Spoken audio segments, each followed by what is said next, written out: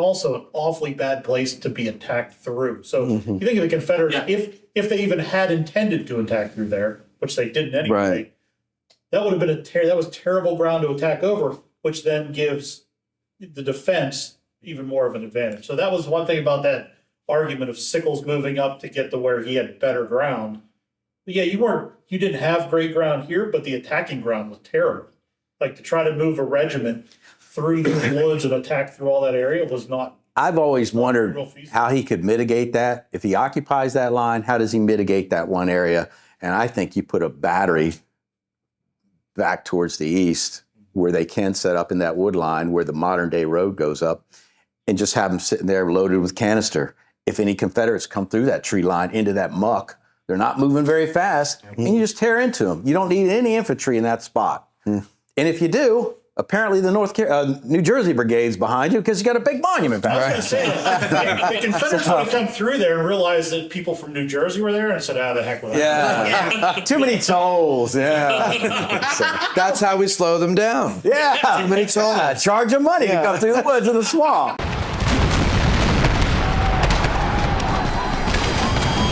Addressing Gettysburg. Live on SD card from the Seminary Ridge Museum and Education Center, it's Addressing Gettysburg's 162nd anniversary of the Battle of Gettysburg Town Hall, where you, the audience, are just as important as the host and the expert guest. Tonight's guest historian is licensed battlefield guide Louis Trott.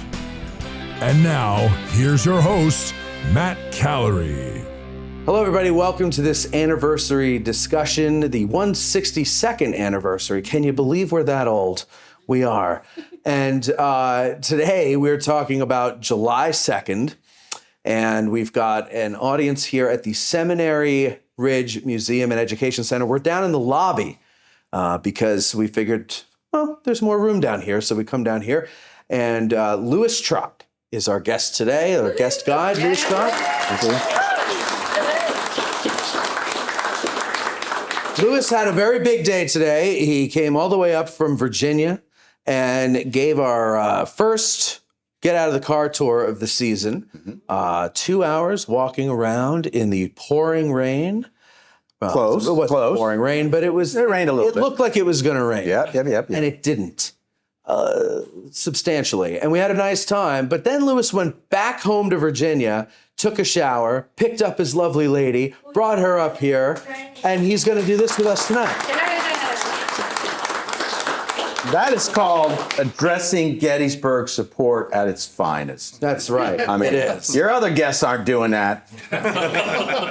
Here's your check. They don't live a long They don't live a long way away like me either. No, they don't. I got your receipt.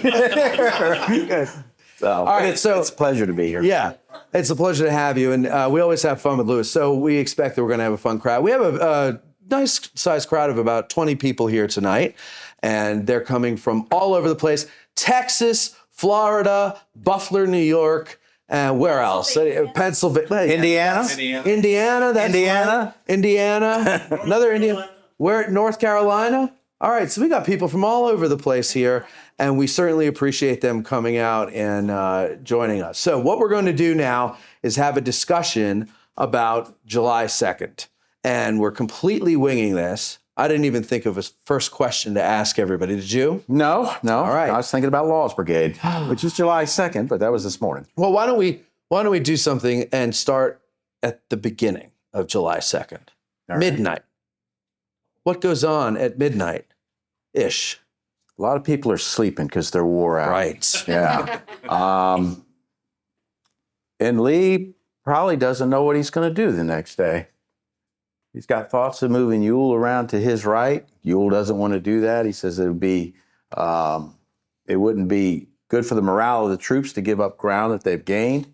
So I think there's a lot of indecision still as far as the Confederates go. By this time on the Union side, their army is up, everyone except the 6th Corps. So they are getting in place and getting ready to go for the next day and trying to strengthen their position. I say everybody's up. A portion of the 3rd Corps hadn't arrived on the field yet. They'll arrive in the morning of July 2nd. And of course, the 6th Corps is moving up. But again, on the Confederate side, though, and they're the ones that are going to initiate the attacks, there's a lot of indecision still, I think, on the part of Lee, but as far as what they're going to do. So just before dawn, Lee sends out Captain Johnston. He sends out Captain Johnson. He's looking for the Union left flank because Lee's decided that's where he wants to concentrate his main blow at. Captain Johnson and William Pendleton goes out on a reconnaissance of his own. But they're both trying to figure out where the Union left flank ends because the Confederates want to move down there, get on the flank, and drive it in like they did at Chancellorsville. The objective for July 2nd and 3rd is Cemetery Hill. That is the key spot on the battlefield. If you get the Union Army off that hill, they've got to go somewhere else because that hill commands the Taneytown Road and the Baltimore Pike. Those are the two most important roads here at Gettysburg as far as military operations go. So if you want the Union Army out of here, you've got to get them off that hill. So that's why they're looking for the Union left flank. They want to move down, get on the end of it, and drive it in. So now I'm interested in the audience. Kevin, go ahead. So this was kind of my thought about this thing. Just speak up a little, Kevin, Okay, please. this is like where I wander a lot. So I'm gonna bring up Sickles only because did he have the pain map, right? Is that the map that was handed out to all the Union Corps commanders? I didn't hear you. The pain map? Oh, after when Meade gets here and Yes. he meets with his commanders, then he rides the ridge. Yeah. And he's got a major yeah. that's able to draw it while he's riding along. Yeah. And he makes copies for Right. all Did the Sickles corps not have, commanders. do we know, did he not get a copy of that or?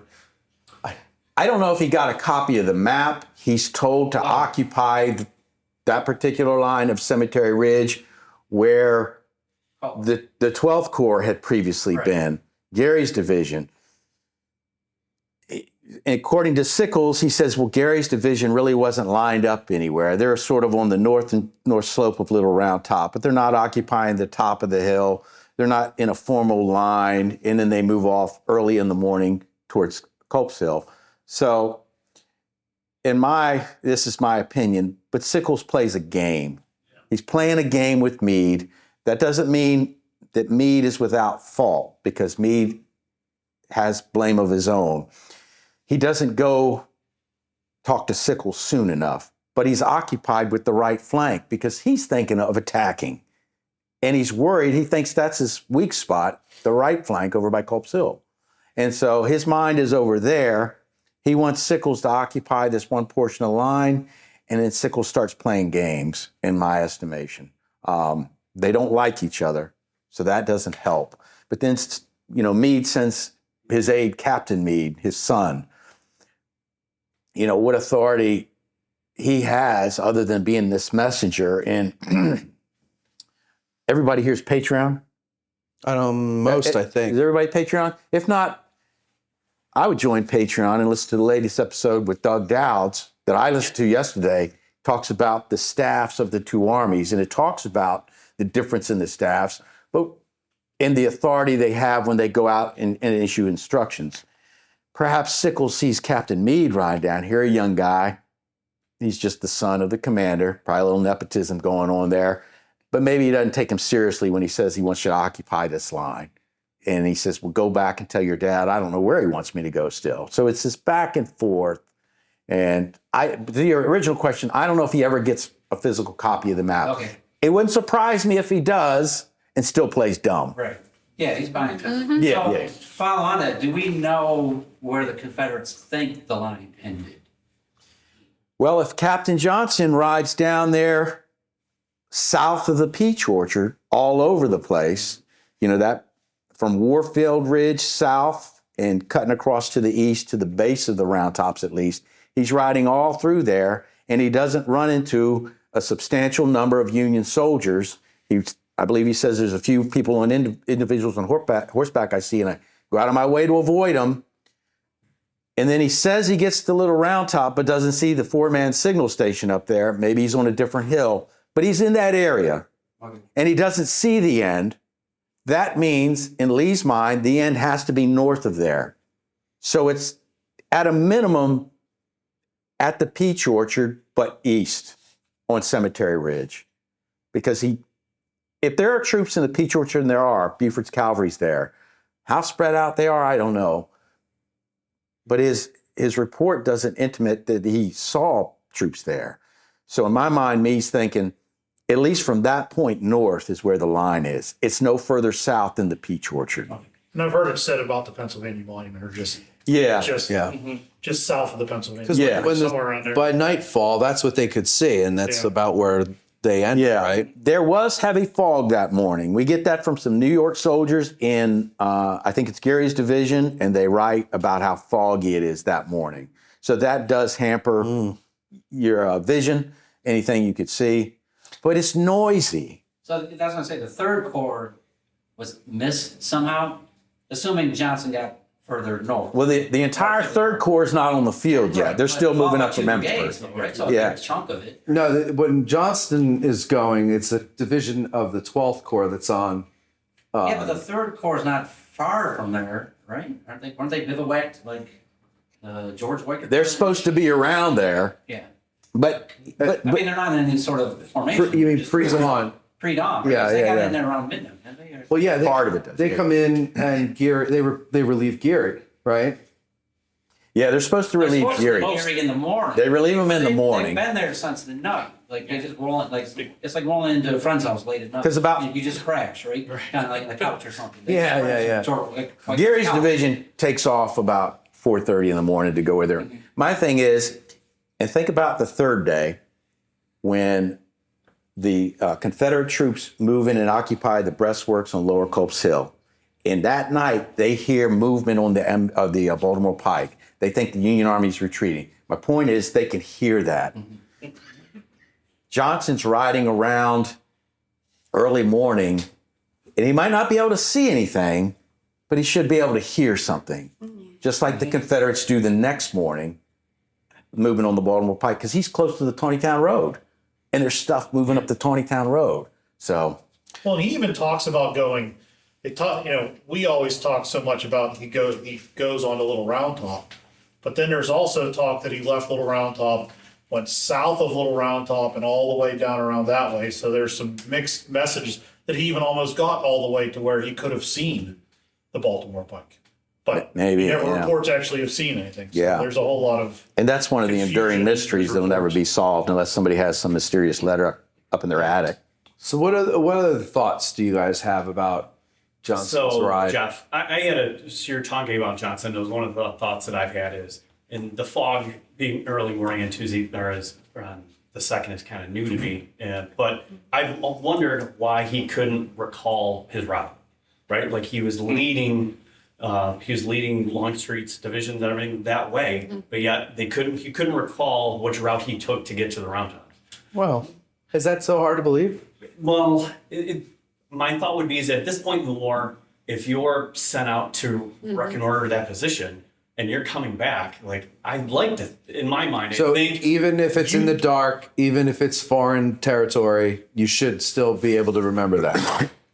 Landmarks. I'm thinking, yeah, that's my thought. Is at that point, I'd like to think he kind of knew which way Like he got. shave some there. bark off a tree every once in a while. Tie a piece of your clothing to a branch. Yeah. And it did get me thinking this morning as we were walking the grounds too, just how wild the ground undulates there. Yeah. Which enlightened me a lot more, which is why the cartoons are so great. But it just for life of me, kind of blows my mind that he couldn't recall where he went to, which then in my head leads me to believe he didn't actually get to where he thought he was going to. Could be that. Which is where then at that point you're too afraid to admit I didn't get where I thought I went. Well, if his job is to find the flank, maybe he's not thinking about remembering how he gets down there. He just wants to get down there without being seen, figure out where the flank is, and get back. So, but Well, and also we don't know. I understand your point. There. Buford's cavalry is, like you said, it's out at the Peach Orchard, but they've got patrols going down Pumping Station Road, correct? Yep. So, I mean, they've got them all over the place, not just Pumping Station. So there's got to be, that's what always got me was like, there's cavalry out there.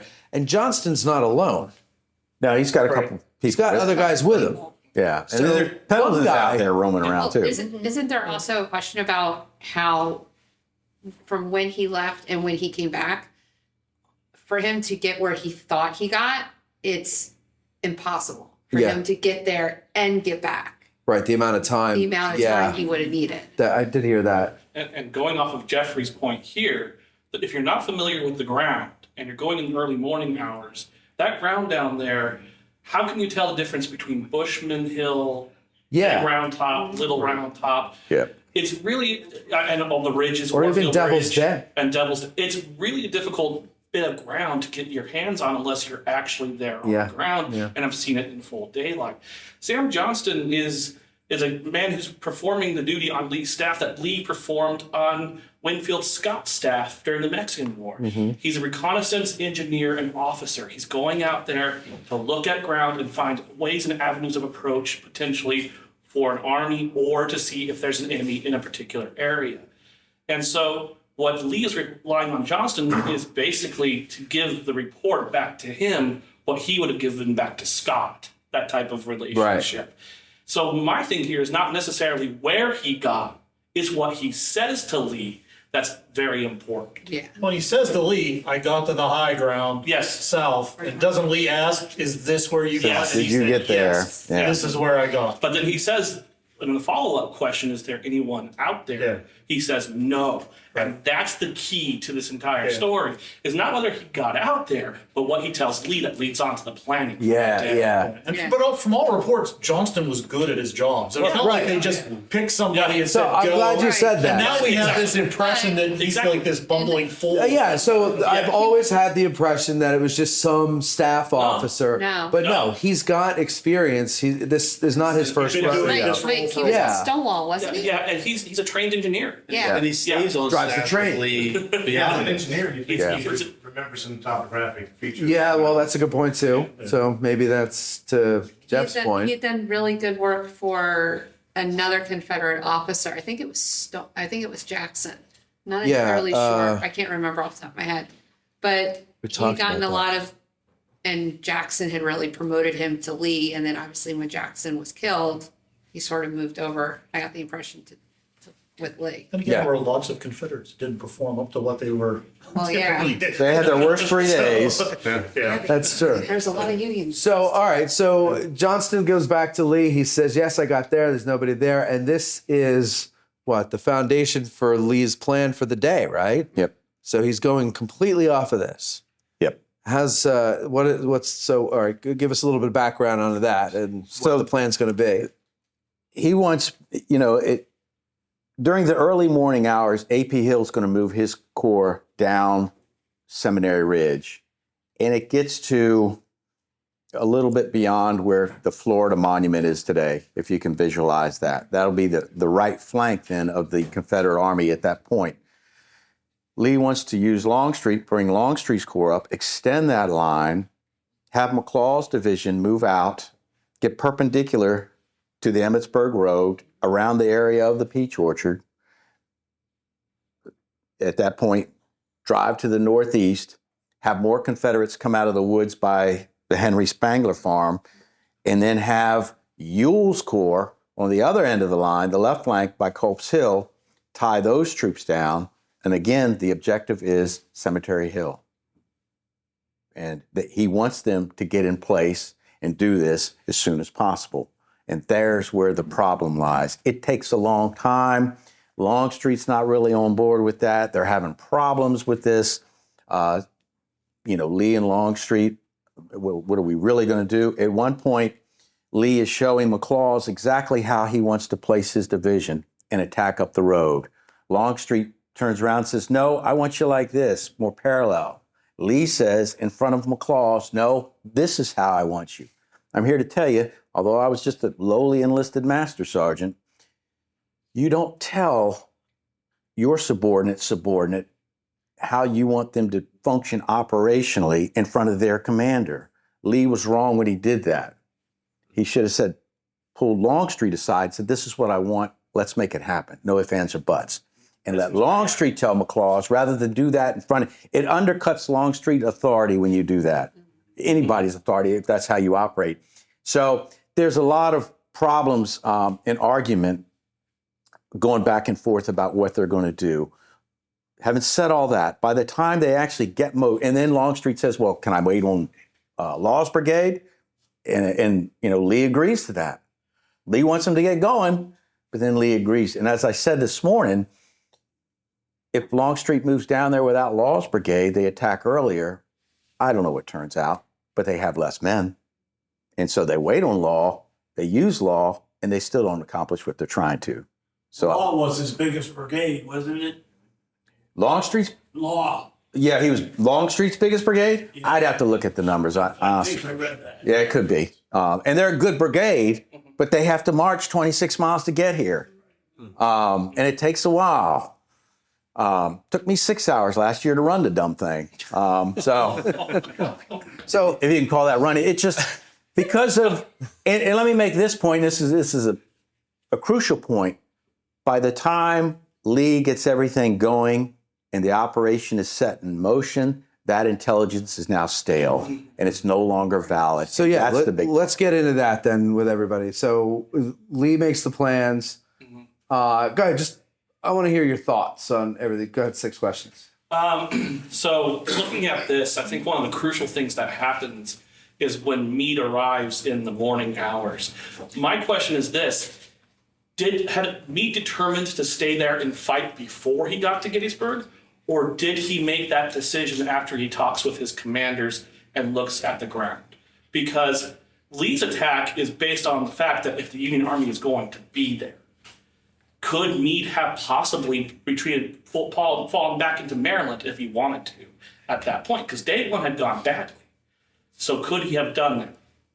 He could have done that, but I think by virtue of him ordering the army there, when he decides to leave his headquarters down at Tawnytown, once he says, all right, everybody move this way, he just wants to verify that this is the right move by asking his commanders when he gets here. But I think he's fully committed at that point, despite what Dan Sickles would tell you. Comes from Hancock. Yeah, That's exactly why I said right. Hancock Yeah. up here. Exactly Yeah. right. Yeah. Hancock kind of tells him it can be turned, Yes, but exactly. it's a pretty good spot. Yeah, and it's interesting, though, that point. Hancock says our left can be turned, but when Meade gets here, what is he focused on? The right. Yeah. So Anybody else? Any I thoughts? talked more than Jim Pangberg and Coney did last week. I listened to it. I mean, I don't know what's going on. And I just gave a 2-hour tour this morning where I had to yell at everybody to be heard. So let's talk. Oh yeah. So come on, let's hear more from you. Go ahead. Before Sickles sends out the sharpshooters and they run into Wilcox, where does the Meade and the Union, where do they think the Confederates are? That's my question. And up to when do they kind of discover them over there in the woods? How far south do they think that they are down Seminary Ridge? Oh, I don't know, because again, Buford's out there and they're patrolling. So they don't think they're, I don't think they so they know that they're not. Yeah, they're not Front- south of Peach Orchard. Yeah. But I don't know if they have a firm grasp on where the end of the line is. Again, Meade is focused on the right. Well, that's with him being focused there, he's kind of treating Sickles like it's the rear, and then maybe his mind's gonna get in his mind. It kind of is, where it's more like, what's the big, what's the fuss? I gave you the orders, we ain't got to get into specifics here. You're in the rear. Just kind of do what you got to do. Well, why? What's all the back and forth here? You're the sideshow right now. Type. Of Yeah. thing. And that's how Sickles feels. He feels like a sideshow, but he's nervous. He sees the Peach Orchard. It is higher ground. If you stand where Sickles is supposed to be, where you can see the Peach Orchard, you can't see the other side of it. It is higher ground, and that's why he sends out that patrol. So he doesn't move out in a vacuum. He does have information that that's where the Confederate line is. So I give him that. Well, it seems to me that the conversation him and Hunt have, Hunt's kind of like, well, maybe before you move out here, you should check those woods. And then Yeah. And then Sickles checks him and moves out. It seemed like Sickles was going to move out anyway. Well, he tries to get Hunt to say, this is a pretty good idea. This is what I would do. Yeah. And Hunt says, oh, no, buddy. He's like, I'm coming out. This is your show. You're dragging me into this mess. So if you found him or not, you're like, well, I found him, so then I had to move out to make sure it was stopped. Yeah. But if I wasn't found him, he'd have found an excuse to move out on that too. Well, yeah, he tells Lincoln I moved out because Meade wants to retreat. So depends on what day it is for the excuse he'll give you. Yeah.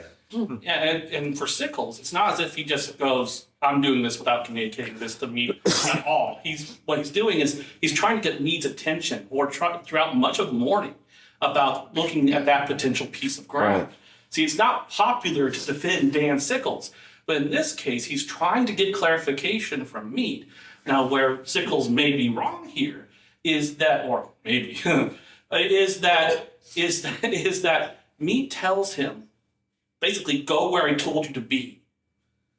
And Sickles moves anyway. But yeah, they meet face to face before the 3:30 or the 3 o'clock staff meeting that he shows up late for. They meet face to face before that, and you're right. So when Sickles is trying to get Meade's attention, at any point does he say there are Confederates out in the woods to get the permission to go, or is he just saying, can I move out? Can I move out? Can I move out? I can't recall if he actually sends back that information or he keeps it to himself. Because, you're pointing out how Meade is focused on the right. Yep. Right? And then poor Sickles is there saying, Daddy, look at me. Daddy, look at me. But if he had just said, there's Confederates in my front, then now the focus on the right might be at least split with the left. Yeah. But it almost seems like Meade doesn't focus on the left until the left is, until it's too late. Really, until it's really engaged. Yeah. I think the argument of there's Confederates in my front is a reason for him not to be there, because Hunt told him, if there's Confederates there, you can't hold this. Sure, yeah. So that shouldn't be a justification to go. But at least justification not to go. Correct, but at least let him know, right? Like say we've got a threat coming on the left now. But I feel like Sickles was very much like, hey, Mom, can I have ice cream? No, you can't have ice cream. Mom, can I have ice cream? No, you can't have ice cream. Then he goes to Hey, Dad. Can I have ice cream? No, you can't have ice cream. Grandma, can I have ice cream? Yeah, sure, go ahead and have ice cream. Oh, just a little. I've got a question, Lewis, about Meade's, I won't call it a fixation, but what he's looking at on the right. Do you think that was to push the Confederates further away from the Baltimore Pike and the Tawnytown Road? It's possible, knowing how important those roads are. Meade knows how. His supply lines come up the Baltimore Pike. It could very well be that, yeah. But I mean, he never articulates it. He never. No. But it's interesting that, you hear about people that are Meade detractors will say that, well, Meade just fought a defensive battle. He did what things allowed. He's thinking offensively the very next morning when he's here. He shows up around midnight, and the very next morning he's thinking offensively. And then rightly so, he sends out Gouverneur Warren. I think Hunt goes out there too. That might not be right. I'm not sure, but I know Warren goes out there and looks, and I think Gary or Slocum goes out there. It's impossible to attack in there, and the Confederates find that out when they come the opposite way. But Meade has it in his mind, this is what we want to do, and it could very well be for those reasons. Is it possible that it's the artillery? I mean, we focus so much on Ewell's attack on the 2nd and the 3rd, and we focus on the Union defensive artillery positions. Is it possible that Meade, when he's looking on the morning of July 2nd, could it be, those are fantastic artillery positions on the right. Could it be the artillery is maybe what is taking his position towards the right, saying, hey, listen, I can attack here because I have good support, fire support on that side? It could be, but I don't think all the artillery's set up at that point. You've got some there, but not all that's going to eventually arrive. So, and I think he's thinking infantry more so. And Culp's Hill and even Wolf Hill are not conducive to artillery, even at that point. No, but they do get guns up on Culp's Hill, the Union Army does. And then you've got those guns lined up on Cemetery Hill coming down the Baltimore Pike and then East Cemetery Hill. So you've got a great platform. When we're talking about ground, can you describe, Lewis, what the ground looks like that Sickles was ordered to occupy?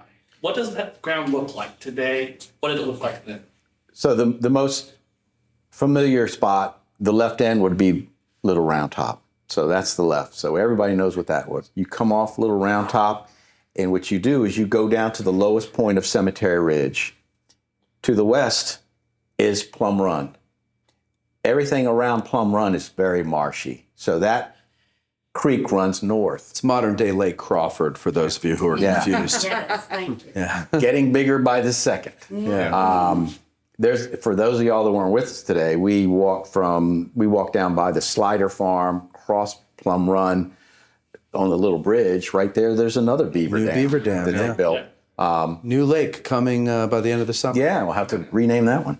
We're gonna have a dedication. Like Farnsworth. Yeah. Like Farnsworth, yeah. But they'll be offering, remember those tricycles, the big huge wheels Yeah. you take on the water? That's what they'll be offering down there. It's a whole new experience to visit the battlefield. So, Yep. there's ways to make money everywhere. Wasn't even battle here after all. Yeah. Getty's boat tours. Yeah. And then offering the banana boat. Yeah. But as you go up, and if you go by the Sedgwick Equestrian Monument and just look over to the west, you'll see a tree line just north of the Weichert farmhouse there. And there was a tree line there at the time, and it's very marshy. So that tree line is essentially taking out a big chunk of Sickles line where he can place artillery. There's no fields of fire in that area, and it's still marshy. And it slowly elevates as it goes up. So there's a substantial piece of that line that is not conducive for Sickles' infantry or artillery to occupy. Having said that, I believe Meade says he can make adjustments within reason of the proposed line that I'm telling you about. I guess Sickles interprets that, well, within reason means we can go get some peaches. And that's what he does. So maybe within reason means something different to Sickles than Meade or anybody else that's out there. But at minimum, right, the order was connect to the left of Hancock. Around the right? Pennsylvania monument, yeah. To me, that was an easy one. Yeah, going south from there, they said it gets ugly, right? Yeah, and that's part of the problem. He detaches from the rest of the line. Yeah. The other thing he doesn't do is he has an engineer for a division commander who's got experience, and that's Humphreys. He doesn't consult with Humphreys at all.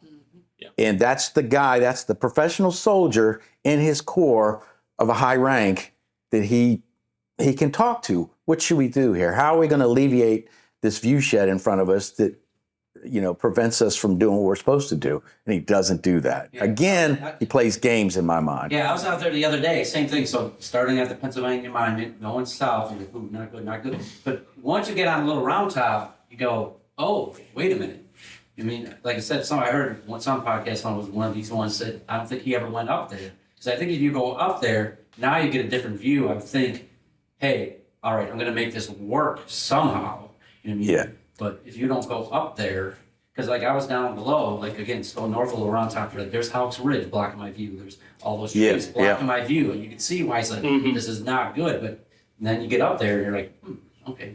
Yeah, the problem with his line is after you come off Little Round Top and start heading north, just past the Sedgwick Monument, look to your left, and that's the problem area.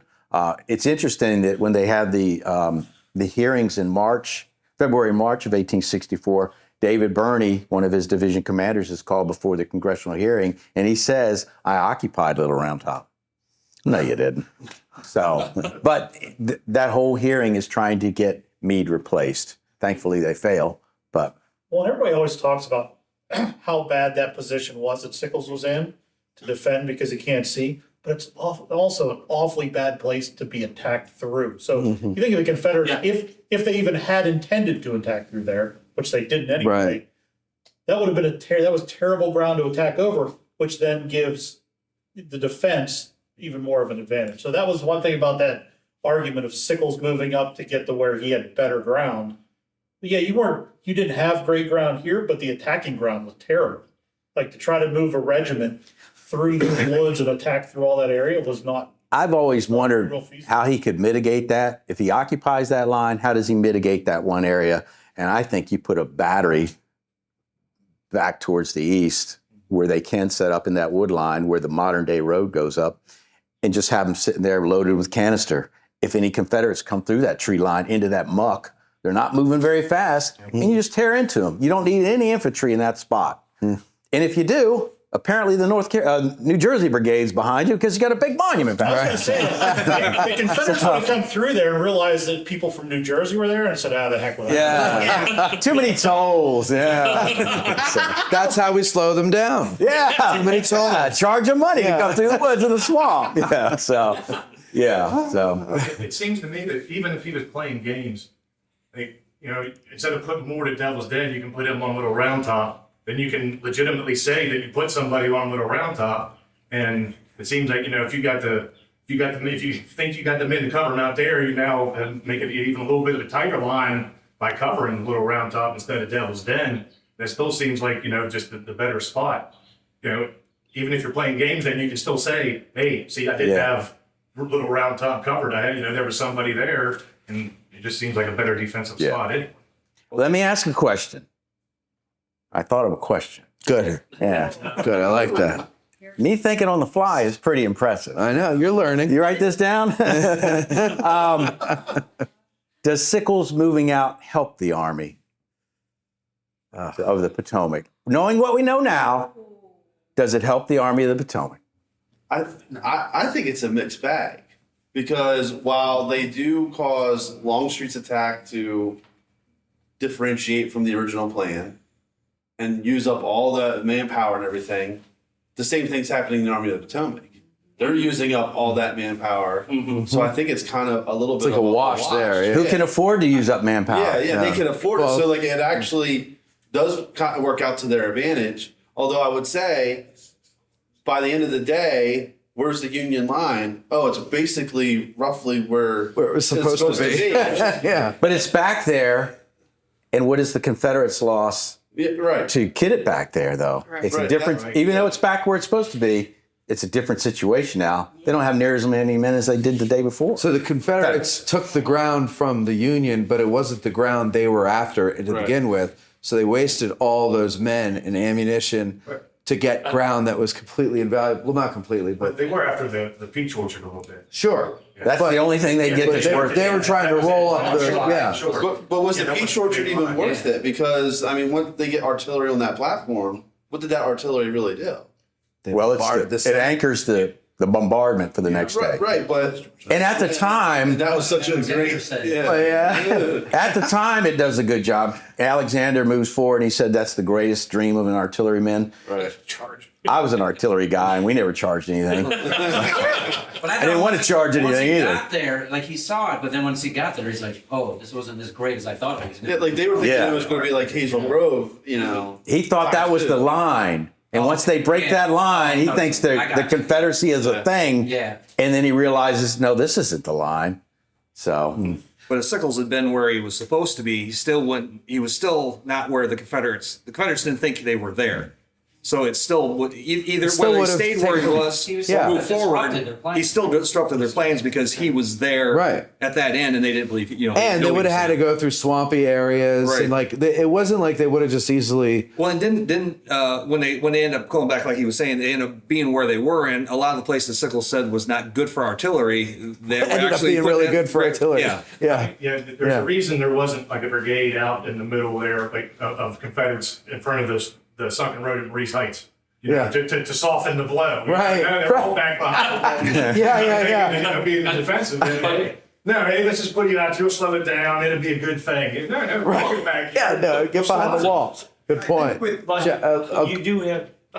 I think one of the things on Sickles' mind is Hazel Grove at Chancellorsville. And he's looking at the peach orchard like that Hazel Grove, which the Confederates took and used against them there. Trying to deprive them of that. Go ahead, Jeff. I agree, because I've thought about that too. And then my two thoughts with this is Sickles moving forward. My thought is just within days prior to Gettysburg, Hooker's removed. Hooker was Sickles' guy. Mm-hmm. Yeah. And now you have a new commander that you already have tension with. Mm-hmm. And now I feel like Sickles going back and forth with his placement is a little bit of a CYA. Please just tell me this is where you want to be. I don't really like where I was. Can you just confirm that this is where you'd like me to be? Right. And, again, me just worried about the rights, so he's got a million other things on his mind. But Sickles going out to the peach orchard and an account after the war and realizing they became friends. But Longstreet does credit Sickles' move out there as credit for helping, for him being destroyed. Longstreet is a pure defensive. I think that's easy because Meade's dead. Yeah. So, That's good. and Longstreet. Artillery guy, Lewis, does Sickles moving out there negate the artillery on Cemetery Ridge? I mean, don't they have to wait till all the friendlies get back before they can effectively? They do, but the Union Army has a bunch of artillery out there too, because that's what Meade promises. Once he goes out there about 3:30 and talks to Sickles, Sickles has his core artillery out there, right, and he tells him, "I will give you the support that you need to include artillery from the reserve artillery." You're right. When you've got infantry in front of you, although the modern artillery I was in, we never saw what we shot until we drove by it later on. That's one of I was in Desert Storm. Once we started shooting, we just shot and shot and shot, and we'd move and move and move. And 45 minutes later, you see this destroyed building with people laying around, and they would call over the radio, "That's what y'all hit 45 minutes ago." So we're firing so far from the targets in modern day artillery. It is different.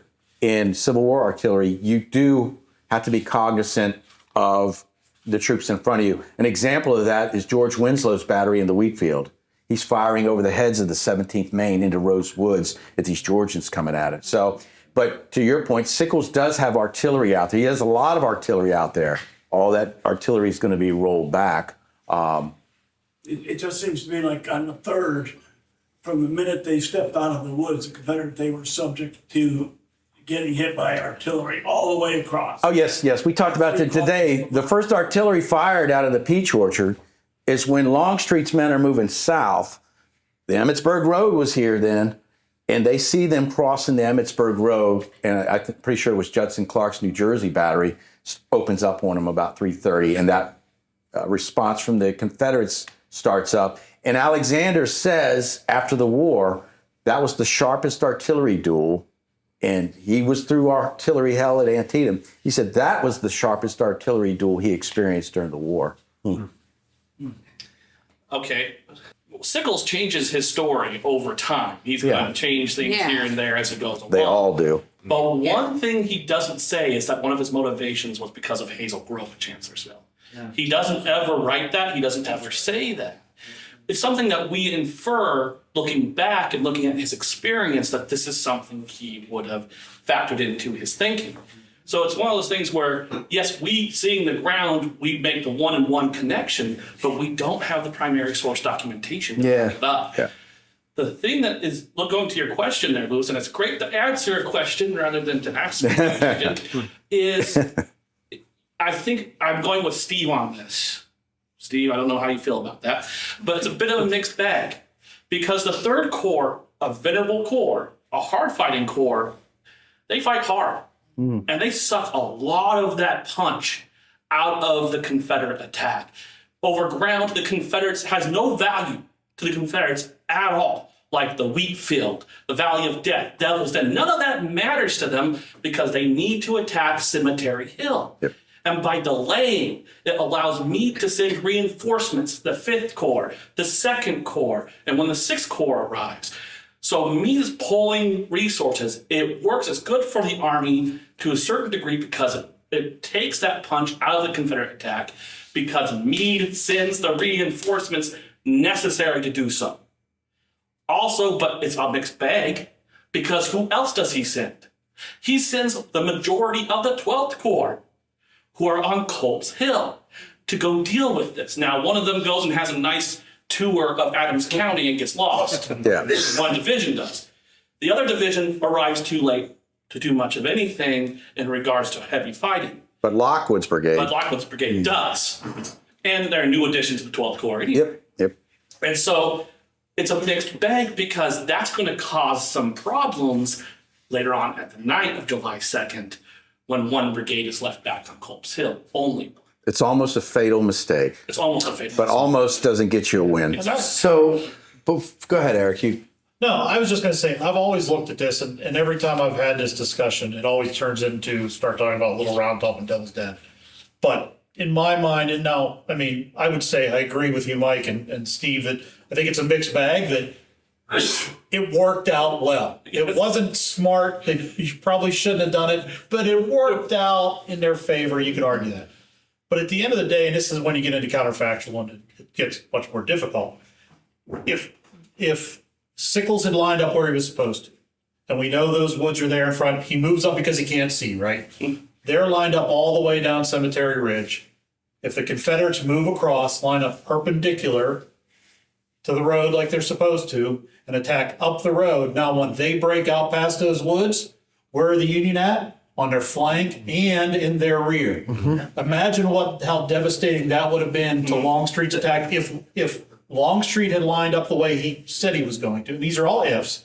If he lined up the way he was ordered to line up and moved the way he was ordered to move, right, and Sickles had lined up where he was supposed to line up, now you've got this, and you're firing on a flank. It's a reverse second Manassas. But I think at some point, really quick, Longstreet would have adjusted that line. And that's where you start getting He would into, refuse that there's line. lots of things that are going to change at that point. Well, so one thing, when you encounter somebody who's only seen the movie, and what do they always say about this part? Should have gone to the right. Only they had let Hood go around to the right. So not to mock people like that, but to help those people, what do we tell them when they say that so matter-of-factly? Like, what do you say? You're right. You're absolutely right. You're absolutely right. You are so smart. No,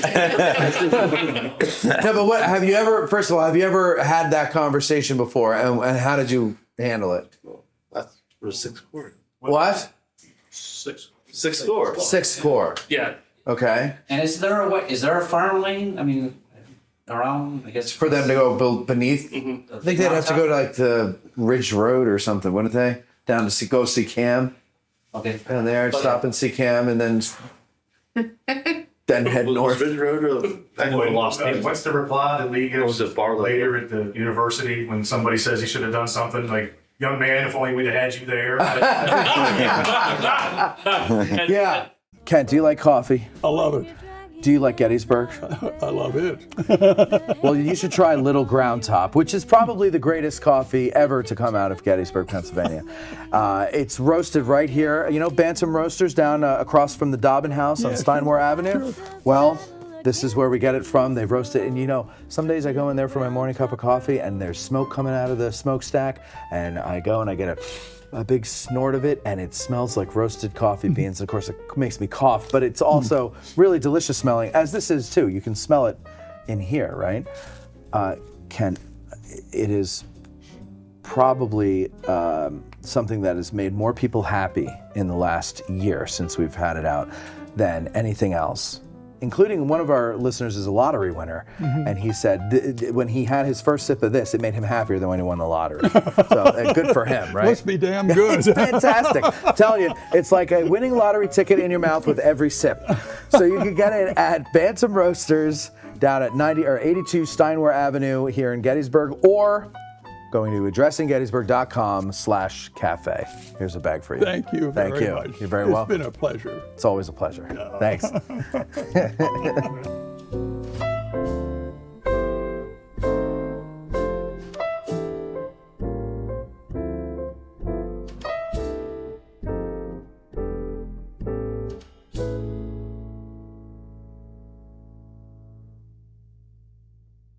At Digital History Pioneers Foundation, we are about grassroots history on digital platforms. That means we are about podcasters, documentarians, YouTubers, and even TikTokers. All of these creators are out there trying to share their love of history with the public. They don't need ideas, they need funding, both from viewers and corporate donors. DH Pioneers' initial funding focus is on the Civil War era, with a special emphasis on the Addressing Gettysburg podcast. So be a vital part of the unique content Addressing Gettysburg has in store by donating at dhpioneers.com and help bring your love of history to the people. Digital History Pioneers is an IRS Section 501c3 approved charitable corporation that makes any donation tax deductible to the fullest extent of the law. Well, I guess my point though, so for the sake of people who are new to everything and they've only seen the movie, the answer to they should have let Hood go around to the right is what? That you have the 6th Corps coming up, but right behind the Union line at the Spangler Farm, you have the 5th Corps. Right. And that's who's going to be coming up anyway to help Sickles. Yeah, you could have gone around to the right, but you would have turned Sickles facing to face south to meet that threat. And then the 5th Corps would have come in and swooped you in the flank. And then if you'd still been fighting for a while, eventually you would have been swallowed up in the rear by the 6th Corps. So that's why they couldn't go around to the right. Not that they knew that, right? Yeah. It's just that, yeah, okay. Yeah. So that's, because I know people just are new to it and they just watch the movie. And so the Army, we see the Army of Northern Virginia is noted for its bold moves. And so we see something like this and what Hood is writing after the war going around to the right. We see this as a bold move. The problem with that, it's detaching his division away from pretty much the rest of the attack. If he also brings McLaws with him, that's now 2 divisions. Even so, you're going to run into a lot of problems back there. You don't know what you're facing back there behind those round tops. That's what we're talking about here. And so the reality is it puts them more in jeopardy. But moreover, I tell people, it's not according to the orders. In an army, with an army commander who's notorious or famous, either how you put it, for doing discretionary orders, these orders are not discretionary. They're to use the Emmitsburg Road as a guide to find the left flank of the Union line and to envelop it. Those are the orders. You detach from and go around to the right, you're detaching yourself from the Emmitsburg Road. That's a departure from the orders. Longstreet saying no to Hood is Longstreet following Lee's orders. And it's an unsupported attack. How can, if one division decides to go out around the mountain, where's the support? There's no way to support that attack. Exactly. It's fanciful and it's great for a movie. And for practical purposes, by the time they do all that, it's going to be dark. Yeah, exactly right. Maybe he would have found Jeb Stuart sooner.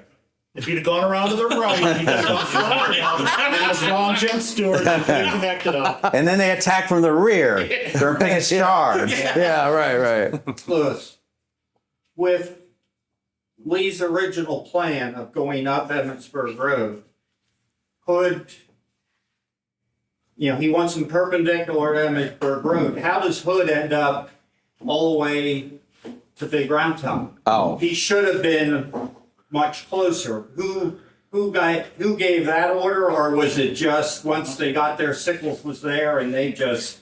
Yeah. So it's McLaw's division that's supposed to move up and get perpendicular to the road. Once McLaw's division gets down into that area and they see the 3rd Corps moved out, they're going to use Hood's division to extend the line because they're trying to get to the end.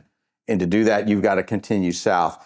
And that's when Hood's division moves in and becomes the end of the line. So it's just Hood's down there because the line doesn't end at the Peach Orchard or back east from that on Cemetery Ridge. It ends, it takes off towards Devil's Den. Hood's got to move down and look for that end. And then they start chasing sharpshooters through. Then it just keeps We talked about that today. You missed it. Yeah, Eric. We chased it. I'm going to have you give me that for personally. So, all right. So, obviously, Little Round Top's part of this day, and it's the most important prominence on the battlefield, most important hill, right? No. What? What do you mean? No. Culp's Hill. This audience doesn't know what they're talking about. The movie told me that it was the most important hill. The whole United States would have fallen if Joshua Jesus Chamberlain didn't save the day. Isn't that correct? Yeah, he does. He does. I think I read that, yeah. All right, but seriously, though, the most important hill is what? Culp's Hill. Okay, but we never hear about Culp's Hill a lot.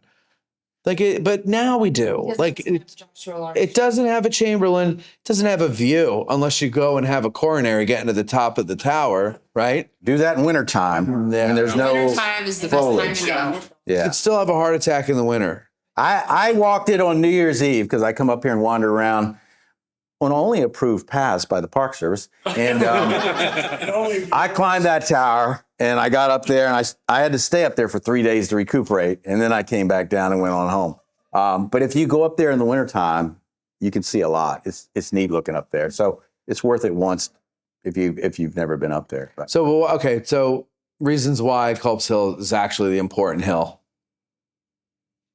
Anybody? So, although the gemstone of all this is Cemetery Hill, right? So right. Culp's Hill was right behind. Well, yeah. it. So if you take that, then you've got the key to the kingdom. Yeah. Why is it the key to the kingdom? Culp's Hill has access to the Baltimore Pike. Right. Yes, that's exactly right. Yep. And that's important. Why? Because that's the main avenue of resupply and retreat for the Army of the Potomac. Oh, that makes sense. The fire tower's at the top, so you can get up there and see everything. All right, yeah. So Culp's Hill, thoughts? Anything on that you guys want to get into? We got George Sears Greene is up there all by his lonesome. Right. 1,400 men, something like that? 1,300, yeah. About 1,300 men. And he's got to hold, right? That wasn't originally they were going to remove the entire 12th Corps. Yes. And leave nothing. Yeah. But then they were convinced, okay, and then it means like, fine, leave a brigade. There, yeah. So he leaves a brigade, and it's Greene. Little did he know how important that decision was. Yeah. Because there's nothing going on. What's the Confederate plan on the right, the Union right? Lee writes after his second official report, which is more detailed than the first. He wants Ewell. The attack is supposed to open up on the Confederate right against the Union left.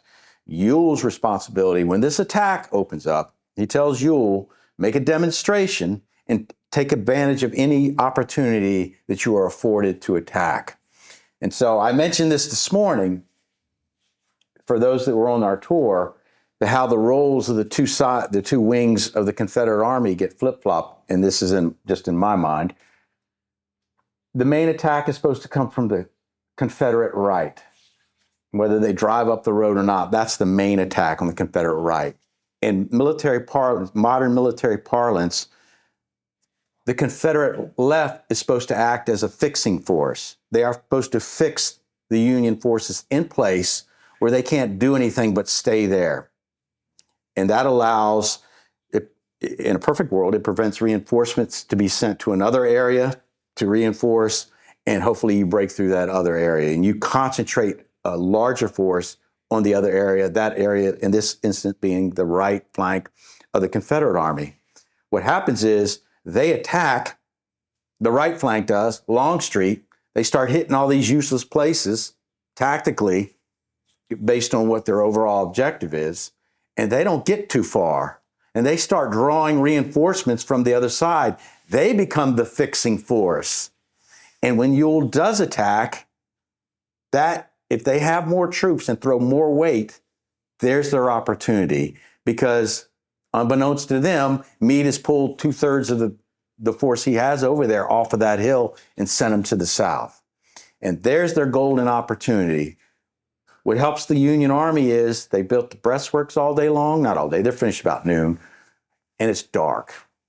And the Confederates are coming uphill. Mm-hmm. And they use all the troops they have available at the moment. And when at the lower Culp's Hill, when they move up, occupy those breastworks, they realize nothing's in front of them. They don't know that the Baltimore Pike's in front of them. They start getting fire from their right. What do? They turn to the right because that's who's shooting at them.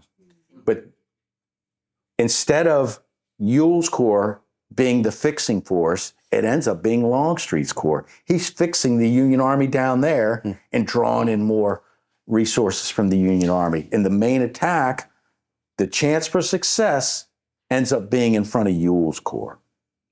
Did Ewell attack when he was supposed to, or I mean, he was supposed to go when Longstreet started. He does what he's supposed to do, and this is not original thought for me. This is Charlie Fennell. What he does exactly what he's supposed to do. Longstreet opens up about 4 o'clock. Ewell opens up with his artillery. That's how he's going to demonstrate the artillery on Benner's Hill. So he opens up. Rick, I'm sorry, but Ewell's orders are to demonstrate, not to attack, unless an opportunity arises. Right. Yeah. So I was just going to say that. The opportunity presents itself. He sends, his artillery gets tore up. Right. And so he goes forward with the infantry. And Charlie Fennell makes this point on when he talks about Culp's Hill. If he only waits a little bit longer, maybe 30 minutes, there's going to be nobody there. Yeah. And he's going to go up there because that's how Greene's brigade gets left there. He realizes the picket line is coming in. And if they're falling back, they're being driven back. Somebody says, hey, the Confederates are coming. We got to keep somebody here. If Ewell waits and doesn't drive those pickets in and the alarm's not sounded, maybe Greene gets sent to the other side of the line and there's nobody there. Right. And look at this hill we got all of a sudden. Man, isn't this great? They got a tower built for us? We can see the whole battlefield. Tell Lee. So do you think that the fact that Ewell's order was to demonstrate and not attack kind of helped the Union because there was a delay there? Because the attack on Culp's Hill doesn't start till later. As everything's winding down on the Union left. Yeah, but I think if he waits even longer and doesn't drive that picket line in, like Charlie says, and alert that one brigade, hey, there's Confederates coming this way. We need to stay here. If they wait and they don't think Confederates are coming, they leave, then the hill's empty. The only advantage they have is the majority of the troops leave the hill. The majority of those troops, though, don't have an effect on the other side of the field because they get lost. Lockwood's brigade is the only one that goes into the neighborhood of just south of Willard's brigade. They're the only ones that go into any action over there. The rest of them head down to the Baltimore Pike, down to further down, they cross Rock Creek. So it doesn't have an effect on the Union left, these troops that are sent over there for the most part. So I think if Ewell waits, in hindsight, what we know now, and the Union Army doesn't realize that they're coming, maybe they all leave. I think Ewell does exactly as he's ordered. But didn't he do a poor job of demonstrating that? If the Union pulled all those troops off, didn't keep them in place. I know you said they pulled them off and then didn't have them on the other end. He's demonstrating with artillery, rather than sending the full scale infantry. That's his demonstration, right? And I can't fault him for that. The Union troops, though, I mean, right? Because they won elections, right? That's true. Yeah. But it turns out they didn't have much of an effect on one side. Yeah. Yeah. And not only that, but shifting over to the next hill, I mean, Hayes and Avery almost break through on East Cemetery Hill. They do. The problem is there's no depth in that attack. The one thing Longstreet does well is he attacks in depth. In my view, what he doesn't do well, he holds back the subsequent brigades too long. Kershaw and then Barksdale, because he's with Barksdale.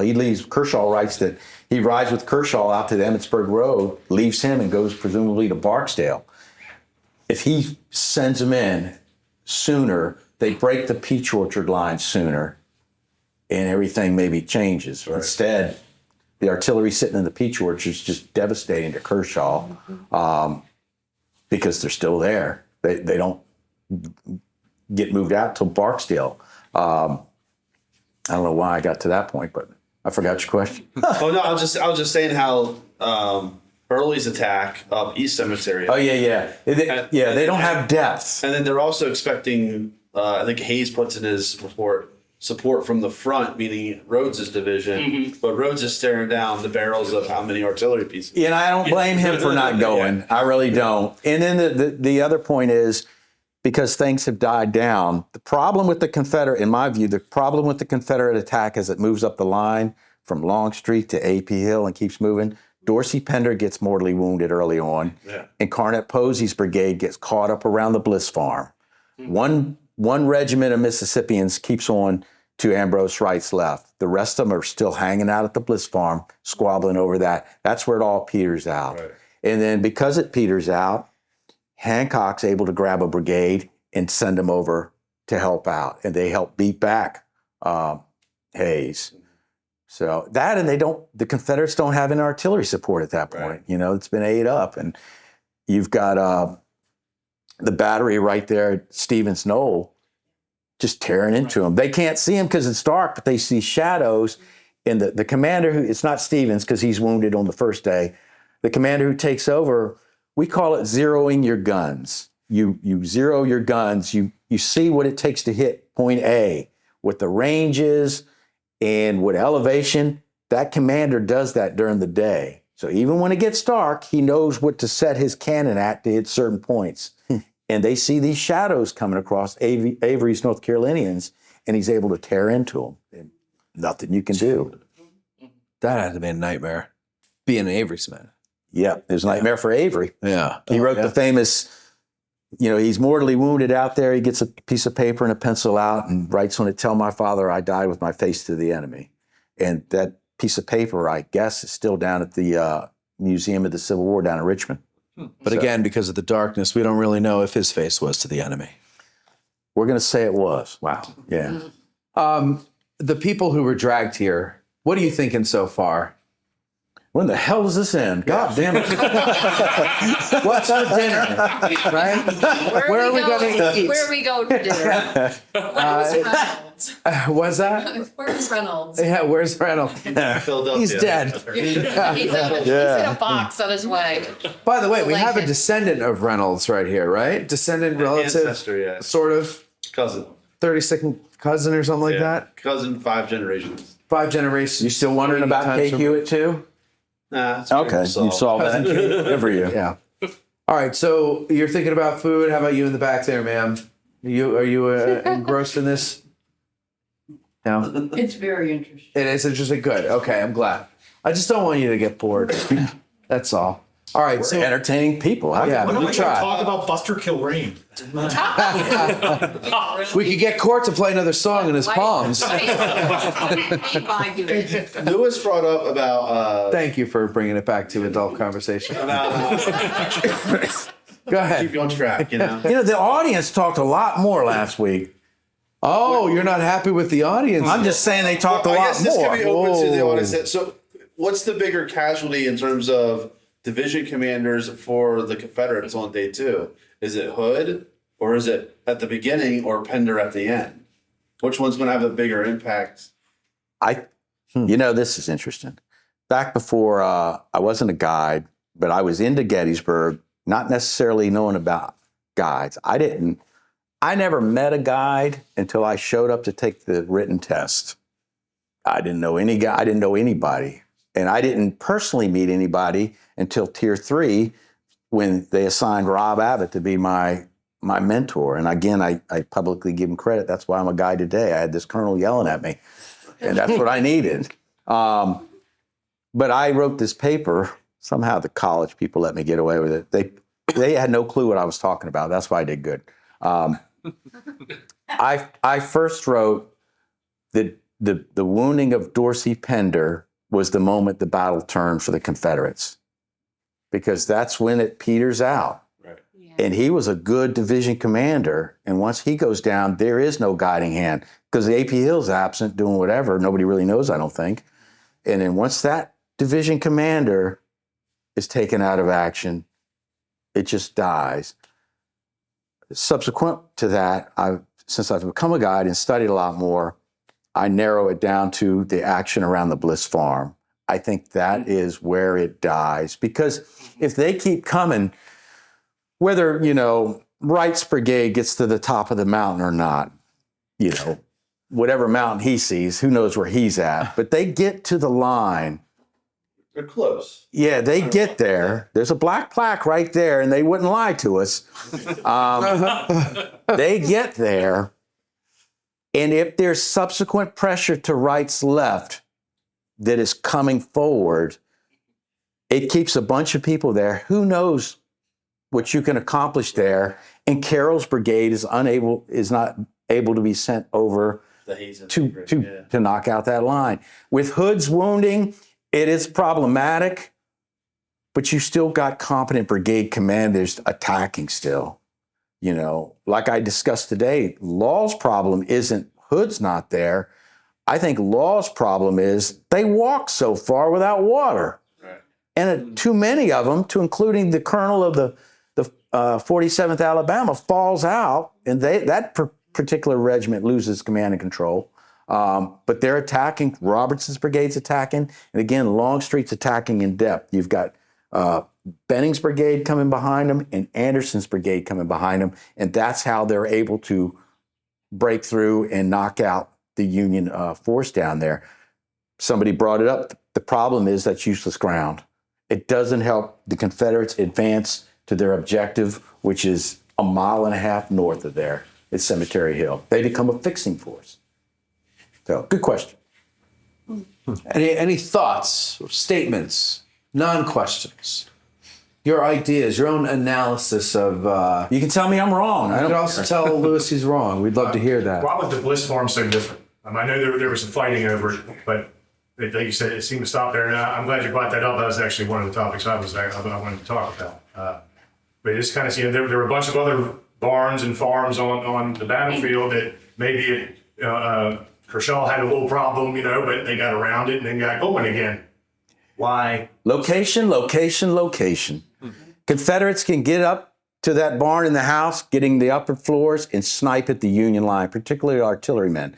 Artillerymen can't operate a gun sitting down behind a wall. They're standing up, they're vulnerable. So you've got Confederates up there sniping away at the Union force, and that's why they squabble over it. And finally, on the 3rd, the Union Army burns it down to get rid of the problem. But it's the location and what the Confederates are doing throughout the 2nd. They're sniping at the Union Army up on Cemetery Ridge, particularly at artillerymen, I think. That's what I was talking about.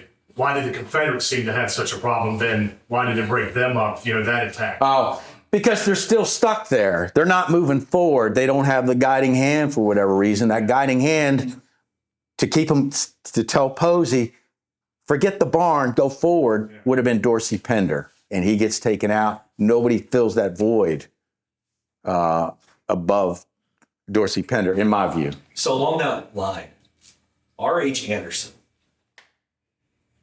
under Longstreet's command up until reorganization, yep.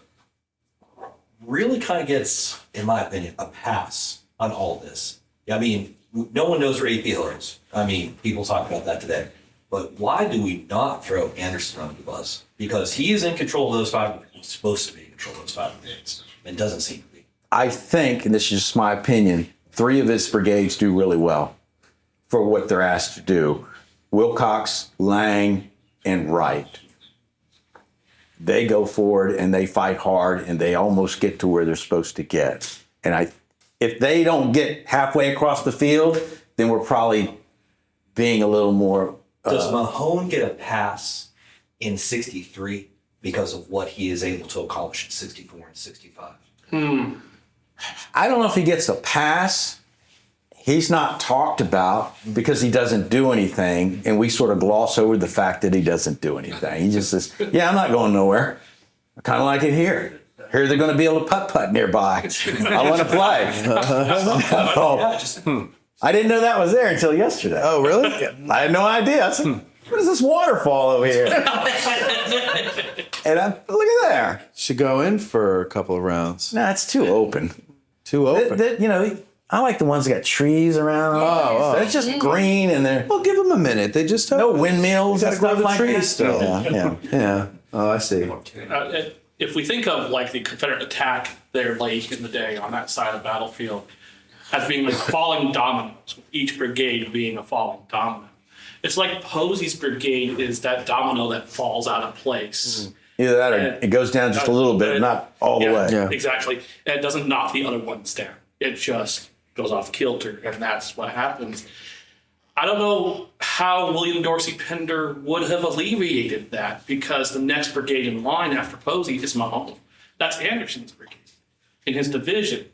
And there's that going back and forth between staff officer to Mahone, and is Anderson ordering me to do this, and back and forth. But also we have to factor into the account here, it's late in the day.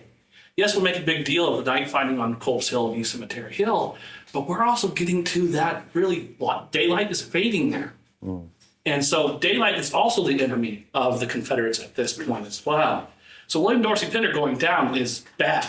It is bad because he's an aggressive division commander. And also Douglas Southall Freeman's Civil War man crush. but I love Steve Wagner back. Anyway. Woke him up. but the reality is, I don't know if he could have gotten Mahone moving, Pender. Don't know. He could have moved his men forward, but he's also dealing with problems of his own. He's still got Orland Smith's brigade in front of him, skirmishing with his soldiers there on Smith's Ridge. So there's a lot going on here, and then daylight's fading. I don't know how much influence William Dorsey Pender would have had, even if he wasn't working. Well, speaking of influence, at this point in time, now, certainly D.H. Hill was whether or not he was attached to Longstreet completely or whether, and I know there's some debate on who he's technically under there, but where's A.P. Hill? And I don't know the answer to this, so I'm going to ask this. Where's Lee at? This is not far from where Lee set up for the day, where he came out and did his reconnaissance and said, we're going to attack. This is how we're going to attack. This is the area that they talk about. They talk about Pendleton doing reconnaissance. This is where Pendleton did his, so this is where the upper echelon of leadership is at.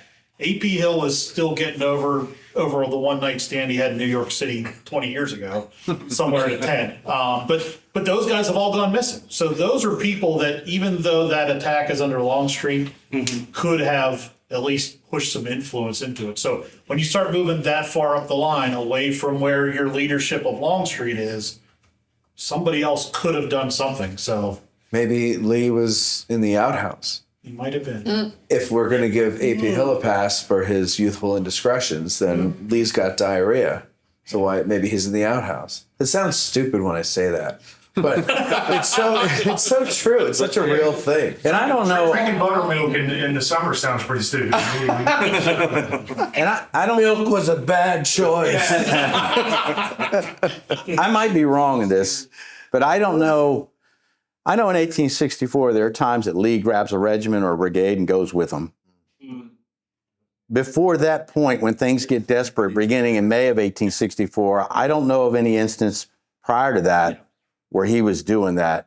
He was going down to that point in operational command and saying, we need to do that. He's still the laissez-faire commander up here. This is what I want y'all to do. Figure it out and do it. Well, he didn't have to before because he had Longstreet and Jackson. Yeah, and I made this point on one of our shows with Matt. The difference between Longstreet and Jackson is Jackson doesn't argue. Now, that doesn't mean Jackson is the end-all, be-all, because he does horrible on the peninsula. But Jackson works effectively when he's by himself. When he's with Lee, though, he doesn't really argue. He's not obstinate like Longstreet is. Longstreet's the opposite. He doesn't seem to work well by himself. Yeah, I mean, the Suffolk campaign is not that great during the Chancellorsville campaign. And so, you know, you're right. He doesn't have these two, but still, he doesn't come down to that operational level that I know of. And I could be wrong. There could be instances, and I just can't think of them, until 1864. That's when he starts getting into the weeds because things are desperate at that point. And he thinks this is what I got to do to save this particular day. And that's when he jumps out in front and they say, lead to the rear and all that mess. Well, I think that's where that's where his, I would argue, some of Lee's weakness is not being able to see that. Something we talked about yesterday. It feels like it was a week ago, but it was yesterday. We talked about that change in upper command structure and Lee not adjusting yet. Yep. Lee not adjusting from the, I'm going to give you what my intention is and you go fulfill it, to now he has two leaders that were in A.P. Hill and Ewell who are used to having Jackson, telling them you will get up at this time, you're going to brush your teeth, and then you're going to go to the bathroom, and then you're going to, and telling them step by step what they're going to do. Lee doesn't do it that way. They're used to hearing that, and so there's just delay. They haven't learned yet how to work together. And there's no time in between their appointment and this battle. But just to push back on that, though, but yet he directs McLaws how to deploy his division and over Longstreet's objections. I think emotions get in the way at that point. I think him and Longstreet are getting a little hot under the collar. And I was wondering, could that relate to McLaus's performance at Chancellorsville, where he was separate from Longstreet and Lee had to deal with him, and then it kind of that's why people speculate he wasn't elevated to corps command. Give it to the Virginians. Well, if you listen to Longstreet, Lee told Longstreet, McLaws is your problem. Don't let him screw up. If he does screw up, I'm going to take it out on you. And you better go and watch everything that McLaws does. So Lee had an issue with McLaws. If you believe Longstreet, you believe some of the post. I'm against blaming Longstreet for the loss, but later in the war, and I didn't mention this morning, like Longstreet has problems with a lot of people. McLaws being one of them, Evander Law, Robertson. He brings them all up on charges later in the war and tries to get them booted after they get sent out west. When Longstreet starts to write, he's writing on the defensive because everybody's accusing him of losing the biggest battle of the war and presumably losing the Confederacy. And when he's writing on the defensive, I think his writing gets jaded, and he's going to do whatever he can to take the blame, whatever blame he shoulders. And this is my excuse, and whether it's a valid excuse or not. So I give him I do not blame him for anything. Once he's in the fight here, he is the most active corps commander. Having said that, Ewell does what he's instructed to do to a T. But after this, he's very jaded. And that's when I don't turn against Longstreet, but I want to say, come on, man, shut up. Just shut up. Just be quiet. Yeah. So I don't put him on the pedestal that some pro enthusiast, Longstreet enthusiasts do these days, because it seems like, the pendulum is starting to go way over here. Oh, this guy's great. He was a good corps commander. He really was. And he was the most experienced corps commander that Lee has after Stonewall goes down. But there's differences between those two. And sometimes, Longstreet is just too obstinate. Rather than you can say, I don't think this attack's that great. We ought to think of something else. Once Lee says, no, this is what we're going to do. Yes, sir. And you go do it to the best of your ability. I think he stays obstinate for too long on that particular day. And Lee lets him do it. Lee lets him wait on Evander Law. So Lee's, in my mind, Lee's overall to blame why they lose the battle. The buck stops here. And I'm a Lee enthusiast. And Just go look at my car. Lee even says it's his fault. Yeah. Not to spoil. Yeah. And that's one reason I appreciate Lee. He's willing to say that. He's a gentleman. Right. My tag says so. We spent a lot of time talking about McLaw's Law, the Confederate advance on the Peach Orchard and on that side. And I'm sitting here thinking, you've got a lot of moving parts there. You've got Culp's Hills guys coming down. You've got the Third Corps gets obliterated. And in my head, I'm thinking all the challenges that the Union side has of all of these mishmash of corps are all coming together. And the challenge of now repelling the Confederates as they're moving forward. In my head, I'm trying to think of like a difficult decision. If I may have this wrong, was it not Hancock that had to take over Sickles' Third Corps after Sickles went down? We're sitting here talking about if this person went down and we're all these commanders, and I'm trying to think of a challenge of how Hancock is being attacked, and now in his head he's got to be thinking, here I am again having to come save a day and get all these new corps together to formulate some kind of repulse of the Confederates as they're coming through. It's not really a question there per se. I'm just kind of thinking to myself, we've spent a lot of time talking about the Confederates. Yeah, as soon as you started talking, that was the first thought in my mind. We spent an hour and a half on the Confederates, and I like your points. I will pose a question. And if you're sitting here thinking you don't know a lot about the battle, so you don't want to open up your mouth, please open up your mouth. What do we think of the Union performance on July 2nd? Outstanding. Holy smokes. Outstanding, says Michael Lentz. Anybody else? Well, I'll counter that a little bit. To your point, like, who was in charge over there in the Peach Orchard? Because, like, one point, did you have Caldwell asking for support? Like, he didn't know who to ask, or he would ask for help, and they're like, "Who are you?" or kind of thing, right? Or I'm not under your So control. like there was right no now. overall control There of was that no portion overall of the control. field. Sykes is just like he kind of disappears only because like his guys are just being piecemealed out, right? Right. So what role is he playing? Like I said, when Hancock takes over, are people coming to him? It's a good question though. There is no overall commander in that area. That's one of the things about the wheat field. There's Did Meade go nobody. down to that Yeah. battlefield? Say that again. Did Meade go down there? Wasn't he down there pretty much engaged? He goes down there around 3:30 when it all starts to break loose with the artillery, and then I'm sure he leaves. At one point, he's, well, that's on the third day. He gets up to Little Round Top. I think Meade is sort of all over the place. Yeah, that's He's putting out fires. Yeah. I like your hat, by the way. And well, I was going to say I was a scout platoon leader with First Cav, There First you Line, First Cav, First Armored Division. You were shooting over our heads probably, so Probably, appreciate yeah. that. Yeah. I wasn't in the 82nd, but I was airborne. First 39th, 18th Airborne Corps. I won't tell you how I got into that unit, but it was 155 towed artillery. And for some dumb reason, we threw them out of planes. The gun would survive, but the prime mover, a 5-ton truck, would not. So you're stuck on a drop zone with a gun that you can't move. There's no horses around either. So we get to Desert Storm because we can fire further than the 82nd. We shoot up all their targets, and we're rolling by them. They're sitting on the side of the road. We wave at them and stuff. So I say all that to say, not every airborne unit is the 82nd. They get all the publicity, but there's other. I was a jump master, hardest school until I took the guy test that I've ever been to.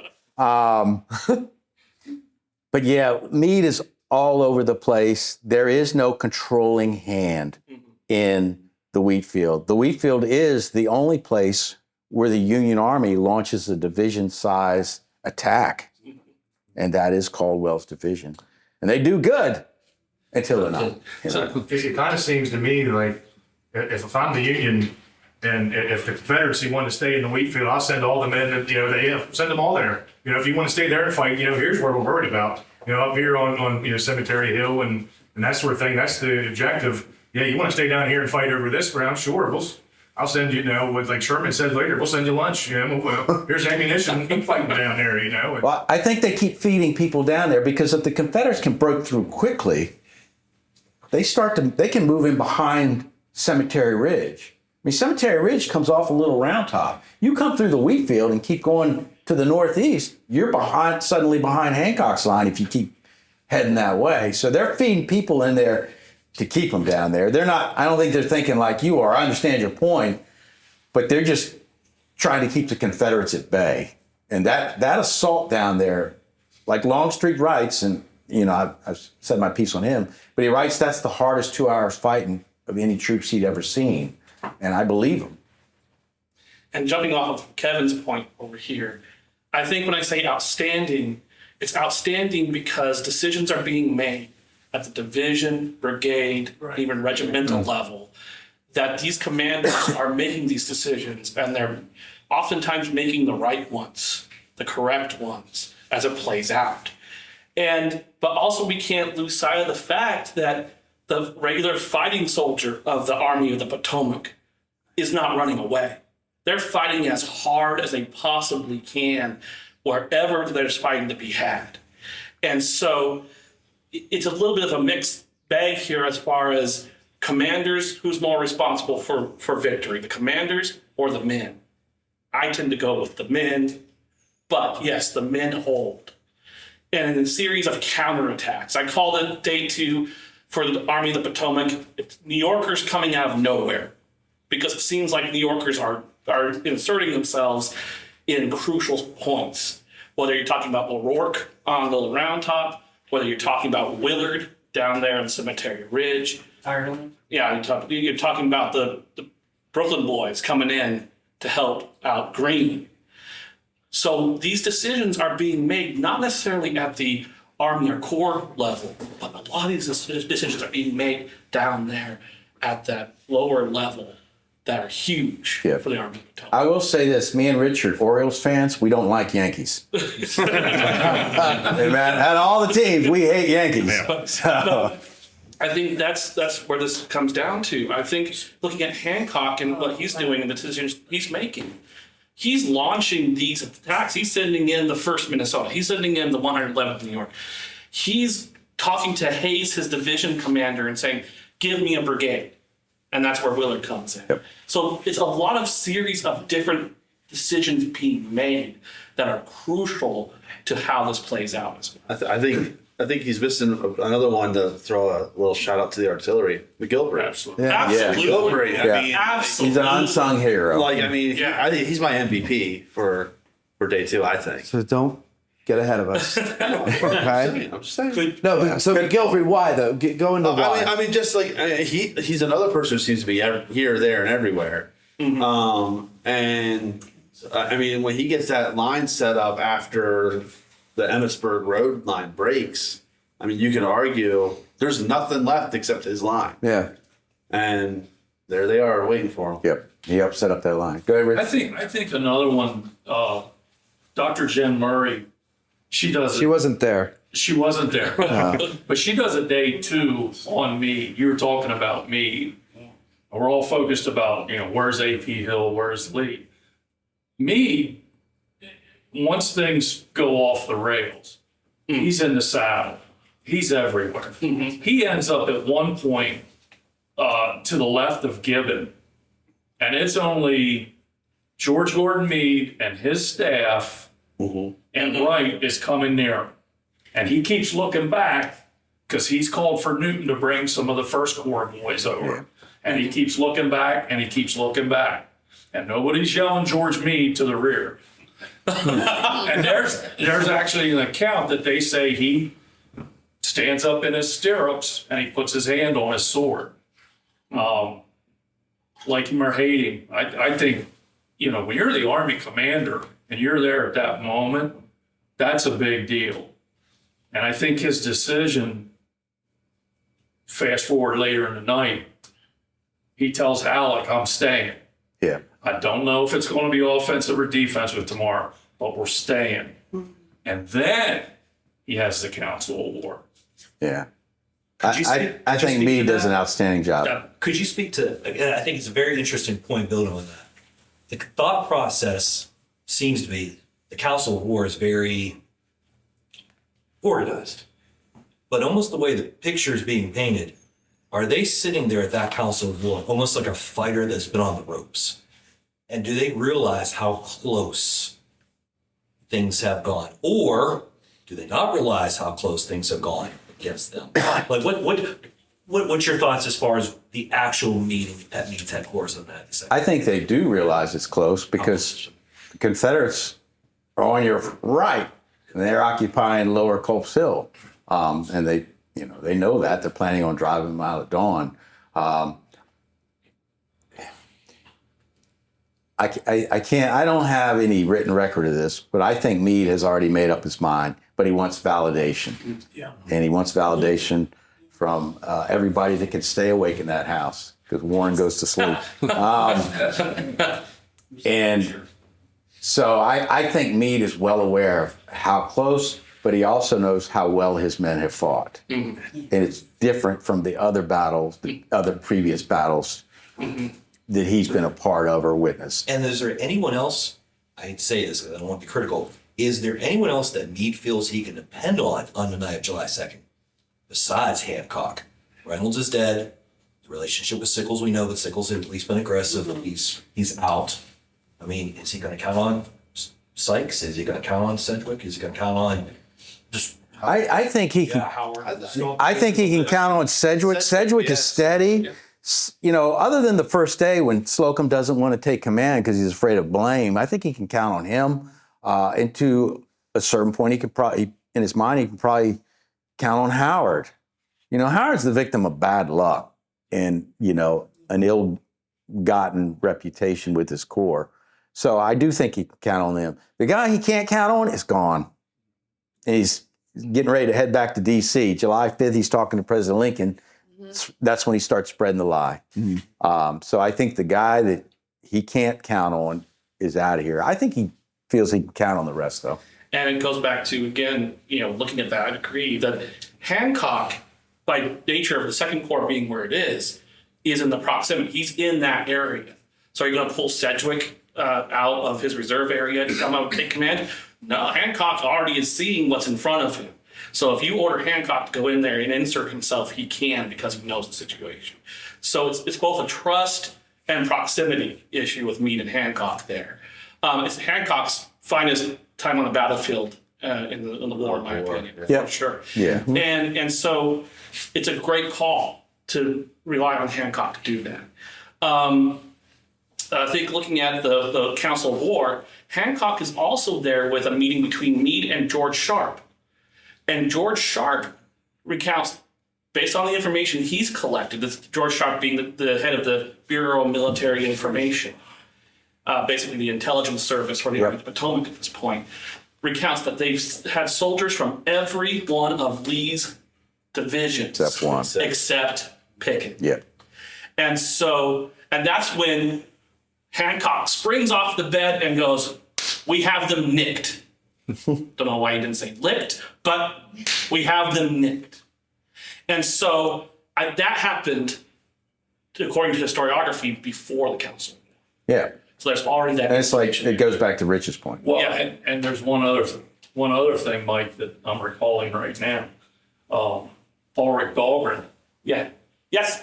Capturing. He intercepts a message from Richmond to Lee. We have no one to send you. In Greencastle. In Greencastle, yeah. And I get it over to Meade's headquarters. You got the smartest audience. I know. You really do. I know. And I'm not just saying it to be saying it. And you got a smart They audience. weren't until they started listening to the podcast. None of us were. No. But some of us have listened more than others. All right. I can't remember yesterday. How am I going to remember all this? I think the Council of War also, not so much as a decision-making process, but as getting everybody on the same page and everybody understanding the status of the Army. Yeah. That's what was lacking on the other side. Yeah. Ewell didn't know what Hill was doing, who didn't know what Right. Longstreet was doing, and Lee was out of communication. Yeah, there's no cohesion, it seemed like. It also must be stated, this is also unusual for the Army of the Potomac, because you think of the command styles of Hooker, Burnside, and McClellan. Right. Did they make an attempt to make sure everyone was on the same page? Certainly Hooker didn't. He didn't give all his information to all his commanders. He held that meeting at Chancellorsville, and Reynolds quite famously gave the response of basically 19th century equivalent. This meeting could have been an email. Right. Okay. You won't be up for this.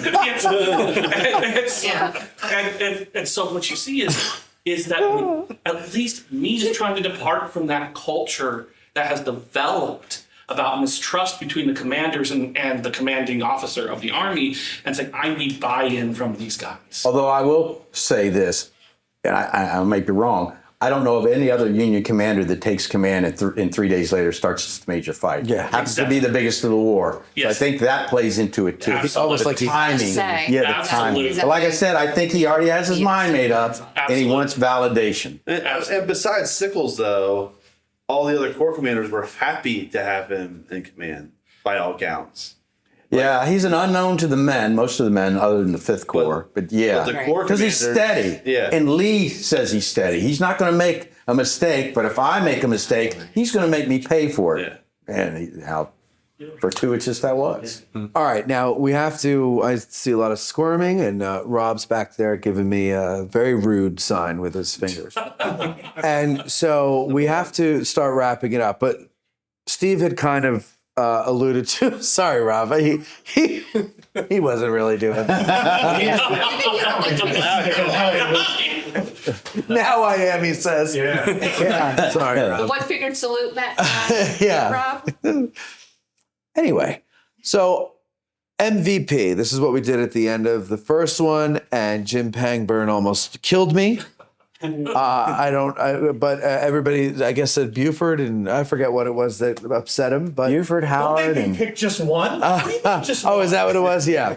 But you have to pick just one because it's most valuable, not of value. I think you should start back there and worm your way this way. All right, let's do that. Let's start over there in the corner. What is your name, sir? Dan. Dan. I thought so. Yeah, I would say George Greene. George Greene. I like that. Yes, sir. Chris, anybody on YouTube might know me as Ty Webb. Ty Webb, the great Ty Webb. Thank you. Yes, mediocre Ty Webb. I already told you that. Sorry. Mediocre Ty Webb. Yeah. I'm going to go within Greene and go David Ireland. David Ireland. I like that, sir. I'm Mike, and I would go with Greene also, yeah. Yeah, okay. Ma'am? Pass. Pass.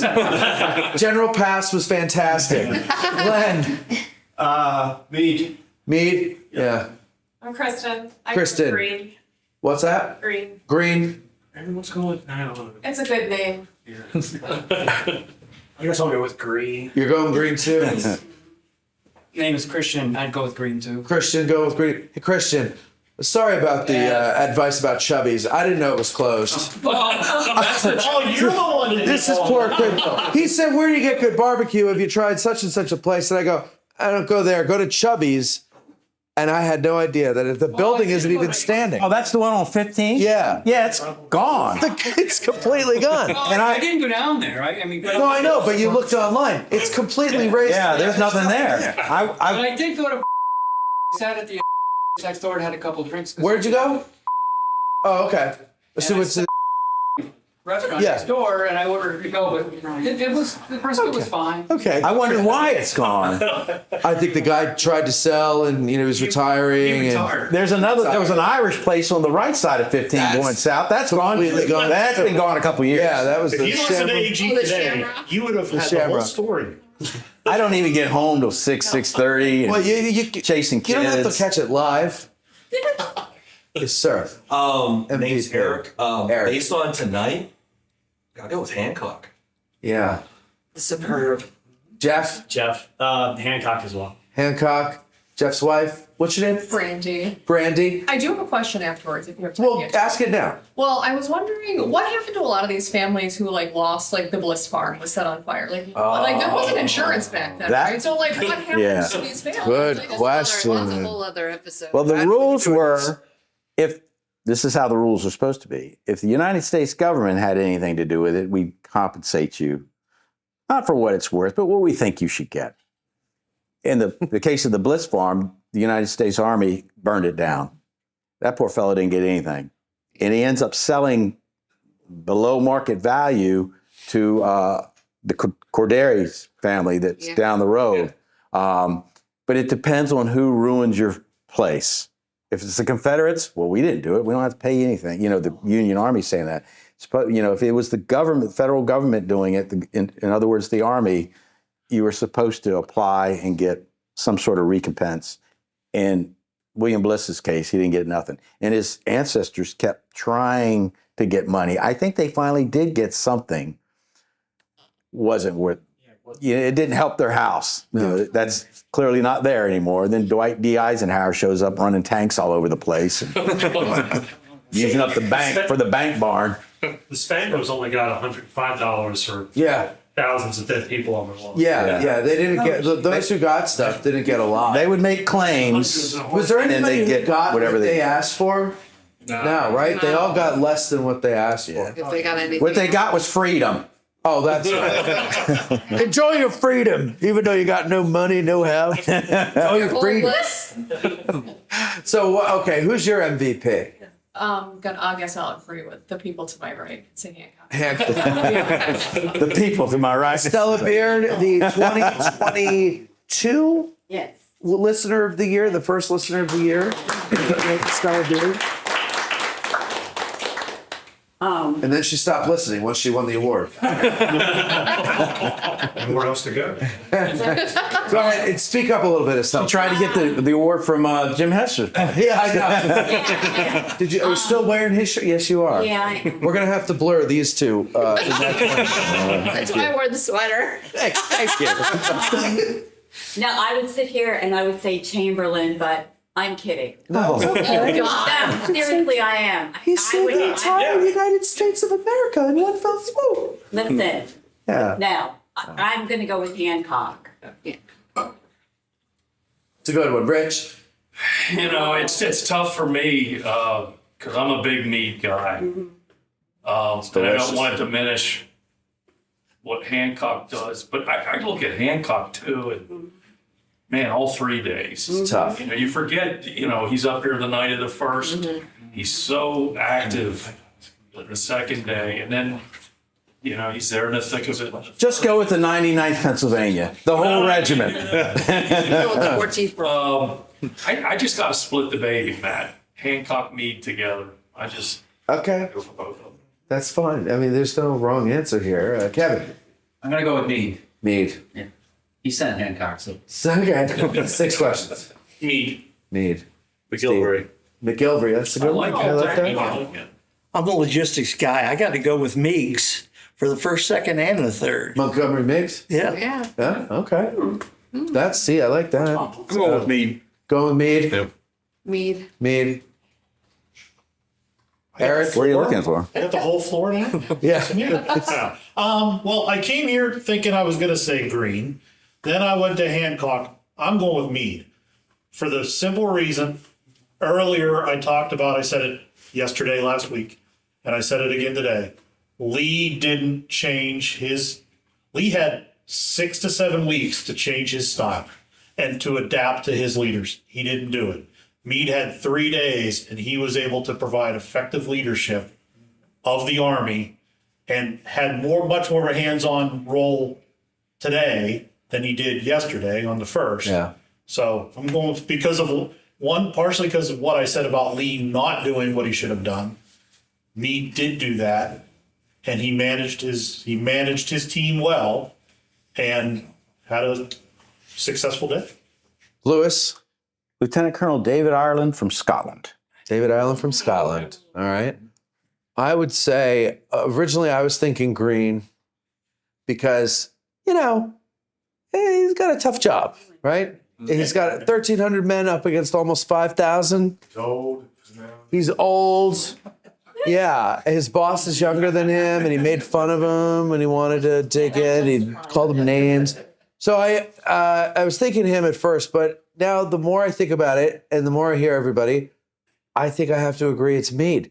And the 3 days, his 3 days, and then during the battle, he has the brains to not screw it up by going, I can handle all this, no, he asks his subordinates their opinion, he gets them on board with his plan, and he trusts them to run their sector.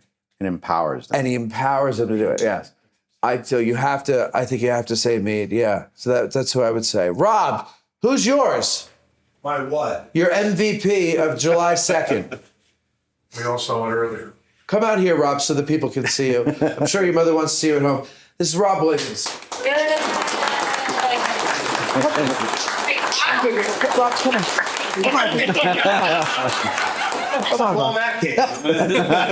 Now, do you have an MVP for July 2nd? I don't know. And William Colville. I don't know. Okay. Yeah, that's a good one. Thank you. All right, go. I mean, not really, but he's one of the ones I find most interesting. Well, it took a lot of balls to follow that order. Yeah. Right? Yeah. Not overall MVP, but, a good one to pay attention to. Okay. I like that. Yeah, we didn't even talk about them. No. Ask Ashley and see if she gets Ashley, it right. who's your MVP? Because her ride depends on it. I always agree with Lewis. There you go. Oh, that's a great answer.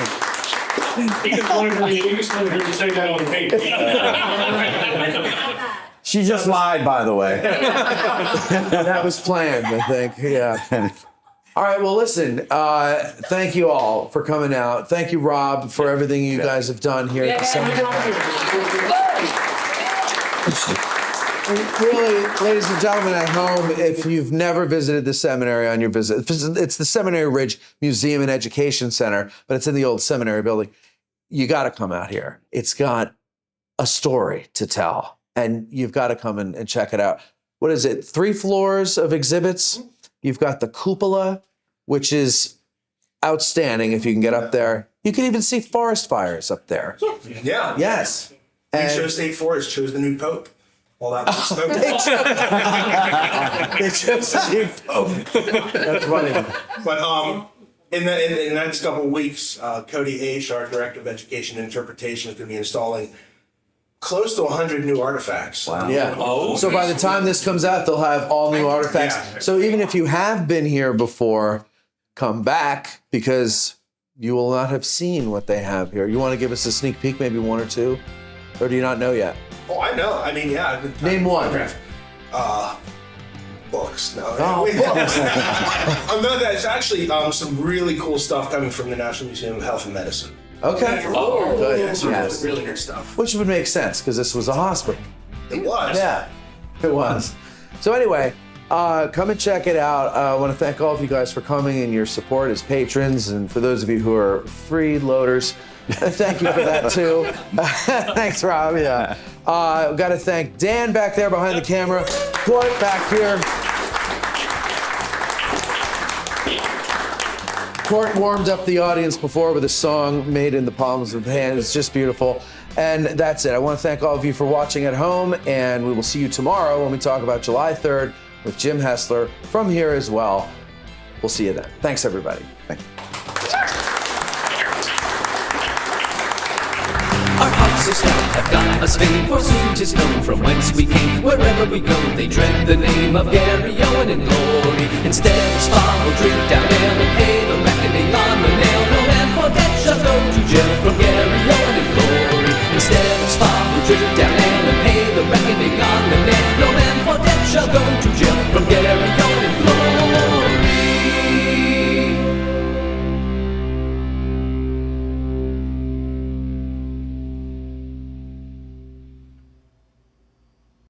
Thanks for watching. And if you enjoyed this video, we have a lot more content for you over at patreon.com/Addressing Gettysburg. Also, you can make a tax-deductible donation to help support more videos like this at dhpioneers.com.